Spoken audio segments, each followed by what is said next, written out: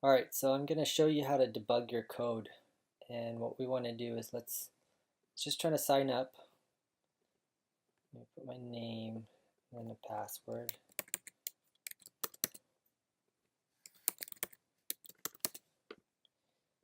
And then when we sign up, we get this error right here, right?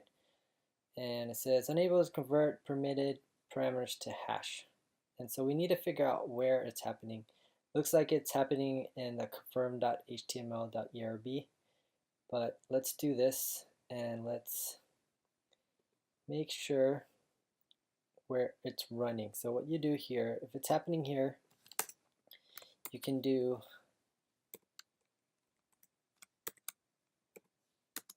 binding.pry right here. And I also want to go to the confirm right here. And let's put a binding.pry here also. So what it's going to do is actually going to, I want to see where it hits first. So when it hits here, it actually will stop here. And I'm not sure if you ever use binding pry, but you'll get an example today of how to use it. So let's go back and let's refresh this page again. And let's put Bill and put in a password, and then let's sign up. Okay, and then when you sign up, you see how it hasn't loaded yet. And what it does, what binding pry does, is it actually puts the binding pry here, and it puts it stops your code in between code. So if we put params here, you can actually get the params, and this is the params that you see, and this is what it's returning. It's returning an action controller parameters, and here are the parameters. And if we go user params, we have the name, password, and all the stuff that we need. So that means this will work. These are all good. So let's go @user. So we got @user. See, we have this password digest. So it actually created the password into this password digest. So now this is how you save it into your database with bcrypt, right? I mentioned it earlier in the thread that we were conversating on.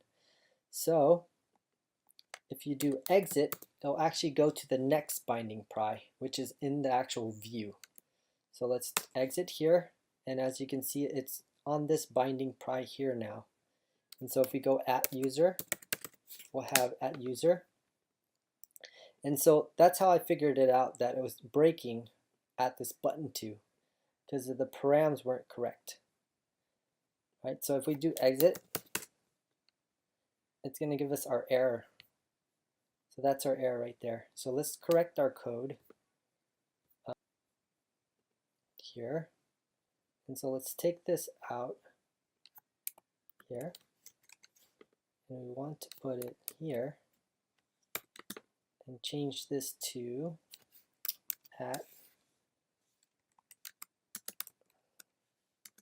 @user. And see, if we do @user, this won't be correct. So I'll show you why.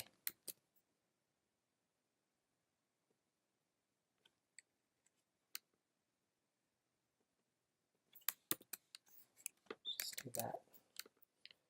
And so let's go back. Let's refresh this again. And do the same thing.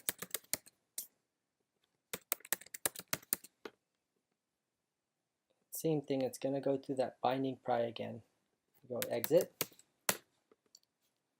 And then there again, it goes exit. And let's go exit. And it should render your page now. Oh, nope, it didn't. So this other thing right here, it says undefined local variable method get. It doesn't want get like this because it doesn't know what get is. You didn't say get equals something. So you actually have to call the method, right? So this is how you're supposed to do it. You do like this.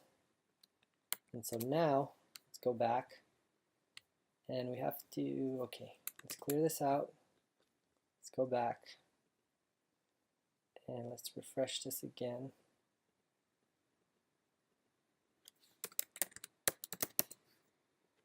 Go password, sign up, right?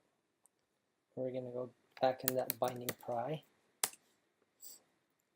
and then back there, and if you exit, it renders now. We're good. So we corrected our errors, and so we can delete these binding pries, right? Here and here. So now when we click the create, it should go here. So let's go binding.pry here. So now when you press the create button, it should go in here. So let's see if we can refresh. Now let's go back. Let's refresh this page again. Put our name, email, password.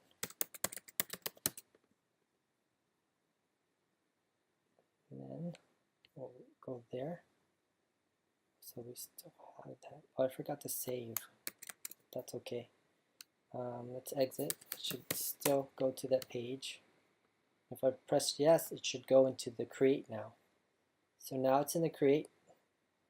And if you look up params, user is blank because it actually wants a hash. So if you go here,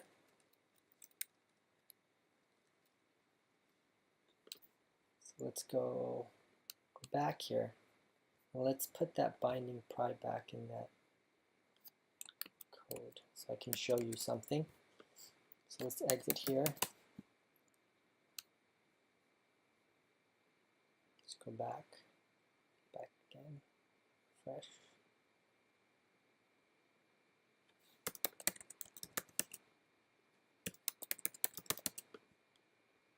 Sign up again. We're in here. So if you go at users, that's what you get right there. But you get a user object right here. It's the user object. But if you go at user.attributes, it'll actually give you a hash like this. And that's exactly what you want. You can also pass it in like so, like at, you can go this user, or you can go name at user.name. You can do like that too, but this is actually better. Let's go dot attributes. Let's copy and paste that here and here. And so now, if we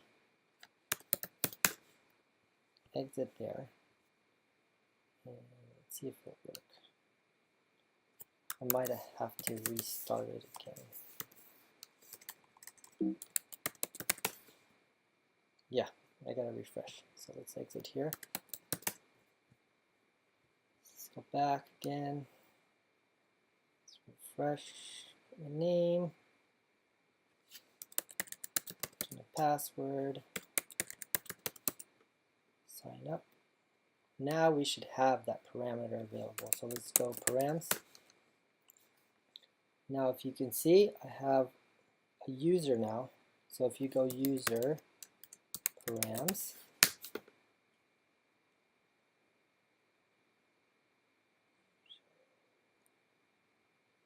oh, I'm actually inside the view here.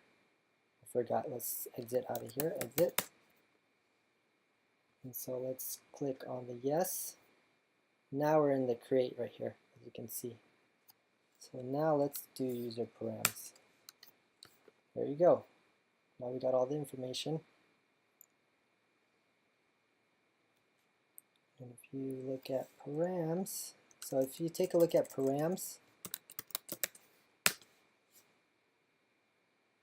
see user here, it has a password digest. So we actually have to add this into our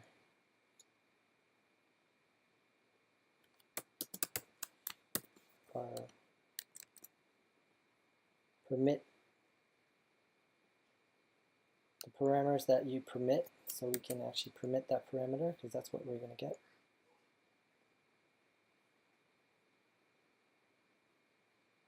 So let's exit here. Let's go back. Let's refresh.